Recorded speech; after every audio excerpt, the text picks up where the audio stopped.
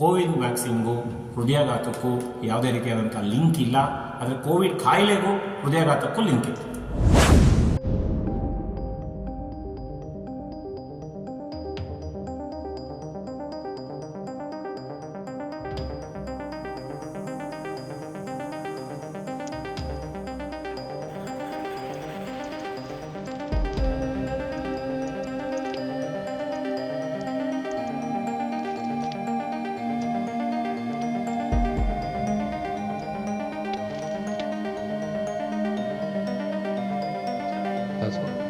ನಮಸ್ಕಾರ, ನಾನು ಡಾಕ್ಟರ್ ಭಾನುಪ್ರಕಾಶ್, ತುಮಕೂರಿನ ಮಿಡಿತಾ ಹಾರ್ಟ್ ಸೆಂಟರ್ನಲ್ಲಿ ಹೃದ್ರೋಗ ತಜ್ಞನಾಗಿ ಕೆಲಸ ಮಾಡ್ತಿದ್ದೇನೆ.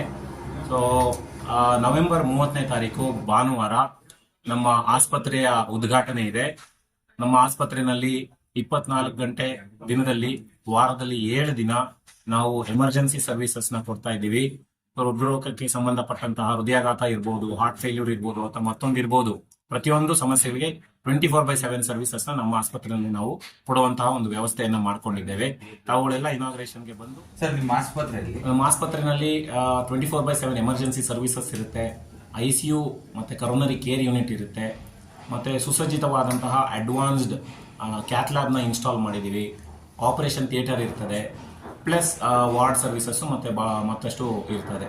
ಸೊ ಇದು ಮಲ್ಟಿ ಸ್ಪೆಷಾಲಿಟಿ ಹಾಸ್ಪಿಟಲ್ ಆದ್ರೂ ಸಹಿತ ಮೆಜಾರಿಟಿ ಹೃದ್ರೋಗಕ್ಕೆ ಸಂಬಂಧಪಟ್ಟಂತಹ ಚಿಕಿತ್ಸೆಯನ್ನು ನಾವಿಲ್ಲಿ ಒದಗಿಸ್ತೀವಿ. ಸರ್, ಬೇರೆ ಕಡೆ ಇರೋ ಟ್ರೀಟ್ಮೆಂಟ್ಗೂ ನಿಮ್ಮಲ್ಲಿ ಇರೋ ಟ್ರೀಟ್ಮೆಂಟ್ ಏನಾದರೂ ವ್ಯತ್ಯಾಸಗಳು? ಸೊ ನಮ್ಮಲ್ಲಿ ನಮ್ಮ ಗುರಿ ಏನಿದೆ ಅಂತಂತಂದ್ರೆ, ತುಮಕೂರಿನ ಜನತೆಗೆ ಅಫೋರ್ಡಬಲ್, ಕೈಗೆಟುಕುವ ಬೆಲೆನಲ್ಲಿ 24/7 ಎಮರ್ಜೆನ್ಸೀಸ್ನ ಕೊಟ್ಟು ಹೃದ್ರೋಗಕ್ಕೆ ಸಂಬಂಧಪಟ್ಟಂತಹ ಚಿಕಿತ್ಸೆಯನ್ನು ನಾವಿಲ್ಲಿ ಕಂಪ್ಲೀಟ್ ಆಗಿ ಗುಣಪಡಿಸಬೇಕು ಅನ್ನೋದೇ ನಮ್ಮ ಗುರಿಯಾಗಿರ್ತದೆ.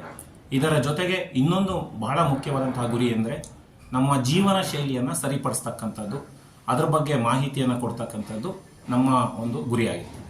ಒಂದು ಸಲಹೆ ಕೊಡೋದು ಆರೋಗ್ಯ ವಿಚಾರವಾಗಿ. ಸೊ ಆರೋಗ್ಯಕರ ಜೀವನ ಬೇಕು ಅಂತಂತಂದ್ರೆ ನಮಗೆ ಆರೋಗ್ಯಕರ ಜೀವನ ಶೈಲಿ ಇರಬೇಕು. ಸೊ ಜೀವನ ಶೈಲಿ ಅಂದರೆ ಲೈಫ್ ಸ್ಟೈಲ್ ಅಂತ ನಾವು ಮಾತಾಡ್ತೀವಿ. ಪ್ರತಿನಿತ್ಯ ಮಾಡ್ತಕ್ಕಂಥದ್ದು, ಯಾವತ್ತೋ ಒಂದು ದಿನ ಅಲ್ಲ, ಪ್ರತಿನಿತ್ಯ ನಾವು ಯಾವ ರೀತಿ ಆಹಾರ ತಗೊಳ್ತೀವಿ, ಪ್ರತಿ ಊಟ ಯಾವ ರೀತಿ ಮಾಡ್ತಾ ಇದ್ದೀವಿ, ಪ್ರತಿ ಗಂಟೆಗೆ ನಾವು ಎಷ್ಟು ವ್ಯಾಯಾಮವನ್ನು ಮಾಡ್ತಾ ಇದ್ದೀವಿ, ಮತ್ತೆ ದಿನದಲ್ಲಿ ಎಷ್ಟು ನಿದ್ದೆ ಮಾಡಿ ನಮ್ಮ ಒಂದು ನೆಮ್ಮದಿಯ ಜೀವನವನ್ನು ಮಾಡ್ತಿದ್ದೀವಿ ಅನ್ನೋದು ಬಹಳ ಮ್ಯಾಟ್ರ್ ಆಗುತ್ತೆ. ಹೇಳೋದಕ್ಕೆ ಇದು ಬಹಳ ಸಿಂಪಲ್ ವರ್ಡ್ಸ್ ಇರ್ಬೋದು, but on the long run ತುಂಬ ಮ್ಯಾಟ್ರ್ ಆಗುತ್ತೆ. ಇದು ಪ್ರತಿನಿತ್ಯ ನೀವು ಗಮನ ಹರಿಸಬೇಕಾದಂಥ ವಿಷಯ ಏನು ಅಂದರೆ ಜೀವನ ಶೈಲಿ ಸರಿ ಮಾಡ್ಕೊಳ್ಳಿ. ಇತ್ತೀಚಿನ ದಿನಗಳಲ್ಲಿ ಯೂತ್ಸ್ ಅಲ್ಲಿ ಜಾಸ್ತಿ ಹಾರ್ಟಿನ ಸಮಸ್ಯೆ ಬರ್ತಾ ಇದೆ. ಸೊ ಹೌದು, ನಮ್ಮ ಒಂದು ಆಘಾತಕಾರಿ ವಿಷಯ ಏನು ಅಂತಂತಂದ್ರೆ, ಲಾಸ್ಟ್ ಡೆಕೇಡ್ನಲ್ಲಿ ಮಿಡ್ಲ್ ಏಜ್ಡ್ ಪೀಪಲ್ ಅಂತ ನಾವೇನು ಕರಿತೀವಿ, ಅವರಲ್ಲಿ ಹೃದಯಾಘಾತ ಆಗ್ತಕ್ಕಂತಹ ಸಮಸ್ಯೆಗಳು ಹೆಚ್ಚಾಗಿದೆ ಅನ್ನೋದು ನಮಗೆ ಸ್ಟ್ಯಾಟಿಸ್ಟಿಕ್ಸ್ ಅಲ್ಲಿ ಗೊತ್ತಾಗಿದೆ. ಸೊ ಇದಕ್ಕೆ ಏನು ಮಾಡಬೇಕು ಅಂತಂತಂದ್ರೆ, ಮೊದಲನೇದು ನಾನು ಆಗಲೇ ಹೇಳಿದ ಹಾಗೆ ಲೈಫ್ ಸ್ಟೈಲ್ ಸರಿ ಮಾಡ್ಕೊಳ್ಳೇಬೇಕಾಗತ್ತೆ, ಆಹಾರ ಪದ್ಧತಿ ಸರಿ ಮಾಡ್ಕೊಳ್ಳೇಬೇಕಾಗುತ್ತೆ, ಪ್ರತಿನಿತ್ಯ ವ್ಯಾಯಾಮ ಮಾಡಲೇಬೇಕಾಗುತ್ತೆ, ಬೆವರು ಸುರಿಸಲೇಬೇಕಾಗುತ್ತೆ. ಯಾಕಂದರೆ ನಮ್ಮ ಶರೀರ ಇರ್ತಕ್ಕಂಥದ್ದು ದಂಡಿಸಕ್ಕೆ, ಕೂತ್ಕೊಂಡು ಮಾಡೋಕ್ಕಲ್ಲ, ದಂಡಿಸಲೇಬೇಕು. ಆದರೆ ಕೆಲಸ ಅವ್ರದ್ದು ಏನಿರ್ತದೆ ಅದು ಮಾಡಲೇಬೇಕಾಗುತ್ತೆ. ಬಟ್ ದೇಹ ದಂಡಿಸೋದ್ರ ಕಡೆ ಗಮನ ಹರಿಸಿ, ಮತ್ತು ನಿದ್ದೆ, ಸೊ ಸ್ಟ್ರೆಸ್ ಲೆವೆಲ್ ಕಮ್ಮಿ ಮಾಡ್ಕೊಂಡು ನಿದ್ದೆನೂ ಕೂಡ ಸರಿ ಮಾಡ್ಕೊಂಡು. ಕೋವಿಡ್ ವ್ಯಾಕ್ಸಿನೇಷನ್ ಬಗ್ಗೆ ತುಂಬ ಗೊಂದಲ ಇದೆ, ಅದರಿಂದ ಹಾರ್ಟ್ ಪ್ರಾಬ್ಲಮ್ ಬರ್ತಾ ಇದೆ. ಹೌದು. ಈಗ ಬಹಳಷ್ಟು ಜನಕ್ಕೆ ಕೋವಿಡ್ ವ್ಯಾಕ್ಸಿನ್ ಬಗ್ಗೆ ಮಿಸ್ಇನ್ಫಾರ್ಮೇಷನ್ ಇದೆ.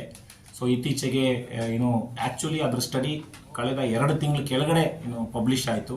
ನಮ್ಮ ಏಮ್ಸ್ನಲ್ಲಿ ನಮ್ಮ ಸ್ನೇಹಿತರನ್ನೇ ಅಲ್ಲಿ ರಿಸರ್ಚ್ ಮಾಡ್ತಾ ಇದ್ದಾರೆ.